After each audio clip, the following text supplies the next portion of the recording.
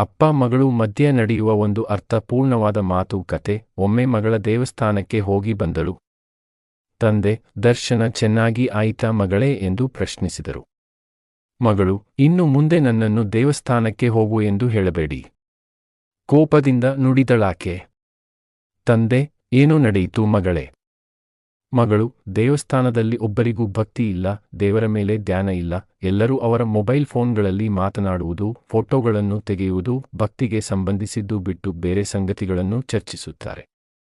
ಯಾರಲ್ಲೂ ನನಗೆ ಭಕ್ತಿ ಕಾಣಿಸಲಿಲ್ಲ. ತಂದೆ, ಸ್ವಲ್ಪ ಹೊತ್ತು ಮೌನವಾಗಿದ್ದೂ ಸರಿ. ನೀನು ಅಂತಿಮ ತೀರ್ಮಾನಕ್ಕೆ ಬರುವ ಮುನ್ನ ಇನ್ನೊಮ್ಮೆ ನಾ ಹೇಳಿದಂತೆ ಮಾಡುತ್ತೀಯಾ? ಮಗಳು, ಖಂಡಿತ ಅಪ್ಪ. ನಿಮ್ಮ ಮಾತನ್ನು ನಾನು ಯಾವಾಗಲೂ ಇಲ್ಲ ಎಂದಿಲ್ಲ. ಹೇಳಿ ಏನು ಮಾಡಬೇಕು? ತಂದೆ, ಈ ಬಾರಿ ಒಂದು ಗ್ಲಾಸಿನ ತುಂಬ ನೀರು ತೆಗೆದುಕೊಂಡು ದೇವಸ್ಥಾನಕ್ಕೆ ಹೋಗಿ 3 ಪ್ರದಕ್ಷಿಣೆ ಮಾಡಿ ಬರಬೇಕು. ಆದರೆ ಸಣ್ಣ ಸೂಚನೆ, ನಿನ್ನ ಗ್ಲಾಸ್ನಿಂದ ಒಂದೇ ಒಂದು ಹನಿ ನೀರು ಚೆಲ್ಲಬಾರದು. ಈ ಕೆಲಸ ಮಾಡುತ್ತೀಯಾ? ಮಗಳು, ಖಂಡಿತ ತರುತ್ತೇನೆ ಅಪ್ಪ ಎಂದು 1 ಗ್ಲಾಸ್ ತುಂಬ ನೀರು ತೆಗೆದುಕೊಂಡು ಹೊರಟಳು. 3 ಗಂಟೆಗಳ ಬಳಿಕ ಮನೆಗೆ ಗ್ಲಾಸ್ ನೀರಿನಿಂದ ಹಿಂತಿರುಗಿದಳು. ಮಗಳು, ತಗೋ ಅಪ್ಪ, ನಾನು ದೇವಸ್ಥಾನಕ್ಕೆ ಈ ಗ್ಲಾಸ್ನಿಂದ ನೀರು ತೆಗೆದುಕೊಂಡು ಹೋಗಿ ನೀವು ಹೇಳಿದ ರೀತಿ 3 ಪ್ರದಕ್ಷಿಣೆ ಪೂರ್ಣಗೊಳಿಸಿ ಬಂದೆ. ಒಂದೇ ಒಂದು ಹನಿ ನೀರು ಸಹ ಚೆಲ್ಲಲಿಲ್ಲ ಎಂದಳು ಖುಷಿಯಿಂದ. ತಂದೆ, ನೀನು ಪ್ರದಕ್ಷಿಣೆ ಮಾಡುತ್ತಿದ್ದಾಗ ಎಷ್ಟು ಮಂದಿ ತಮ್ಮ ಮೊಬೈಲ್ನಲ್ಲಿ ಮಾತನಾಡುತ್ತಿದ್ದರು? ಮಗಳು, ನಾನು ನೋಡಲಿಲ್ಲ ತಂದೆ.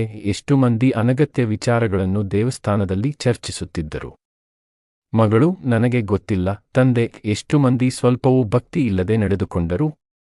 ಮಗಳು, ನಾನು ಹೇಗೆ ಹೇಳಲು ಸಾಧ್ಯ ಅಪ್ಪ? ನನ್ನ ದೃಷ್ಟಿಯೆಲ್ಲ ಗ್ಲಾಸಿನ ಮೇಲಿತ್ತು. ಒಂದೇ ಒಂದು ಹನಿ ನೀರು ಚೆಲ್ಲದಂತೆ ಎಚ್ಚರವಹಿಸಿದ್ದೆ. ತಂದೆ, ಇದೇನಮ್ಮ ನಾನು ನಿನಗೆ ಹೇಳಬೇಕು ಅಂದುಕೊಂಡಿದ್ದು. ನೀನು ದೇವಸ್ಥಾನಕ್ಕೆ ಹೋದಾಗ ನಿನ್ನ ದೃಷ್ಟಿ ಮತ್ತು ನಿನ್ನ ಧ್ಯಾನ ಭಗವಂತನ ಮೇಲೇ ಇರಬೇಕು. ಆಗ ನೀನು ಅಂತರ್ಮುಖಿಯಾಗಿ ಭಗವಂತನ ಅನುಗ್ರಹ ಪಡೆಯುತ್ತೀಯ ಎಂದು ಹೇಳಿದಾಗ ಮಗಳಿಗೆ ನಿಜ ಸಂಗತಿ ಅರ್ಥವಾಯಿತು. ಧನ್ಯವಾದಗಳು.